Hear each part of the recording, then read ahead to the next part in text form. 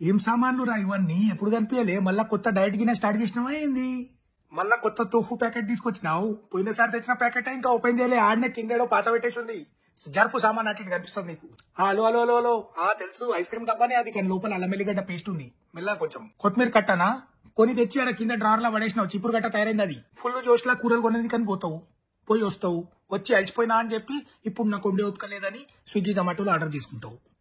అవి సగం తిని ఫ్రిడ్జ్ లో పడేస్తావు. ఆ కూరగాయలు కొన్నవి ఫ్రిడ్జ్ లో పడేస్తావు. 3-4 రోజుల తర్వాత మమ్మీ ఏం వాసన వస్తుంది అంటే ఏం చెప్తారా? ఏం వాసన వస్తుంది? ఏం వాసన వస్తుంది? పైన బీర్ పెట్టి 3 రోజులు అయింది ఫ్రీజర్ లా, మర్చిపోయినావు, పగిపోతుంది, తీసే జల్దీ. కొత్త కొత్త సాస్ బాటిల్ తీసుకురావడం, ఒక్కసారి తిని టేస్ట్ అంతా బాగాలేదని చెప్పి ఆ దర్వాజాల నీళ్ళ సీసాల మధ్యలో ఇరికియడం, దాని గురించి మర్చిపోవడం. అది ఎక్స్పైర్ అయిపోయి 15-16 నెలల తర్వాత ఇదెప్పుడు కొన్నా అని నన్నే అడుగుతాను. ఏంద్రా నువ్వు? అరే ఇంతదనం సామాన్ ఎందుకు కొన్నావు రా? లాక్డౌన్ కి స్టార్ట్ అయిందా ఏంది మళ్ళా? అరే బిర్యానీలా మసాలా తక్కువ ఉంటే షెఫ్ తో కొట్లాడే ముఖం నీది.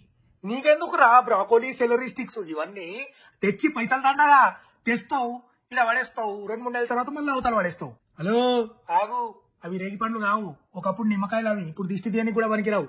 అడే డబ్బల్ డబ్బల్ డబ్బల్ డబ్బల్ ఏంద్రా? ఎవరి డబ్బాలు ఇవన్నీ? ఇన్ని గరం డబ్బాలు మీరు ఎందుకు కొంటారా అసలు? తీసే డబ్బల్ కొన్ని తీసేయి. ఇంకొక డబ్బా పెట్టినా ఉంటే నాది నేను ప్లగ్ బిక్కుంటా చెప్తున్నాను.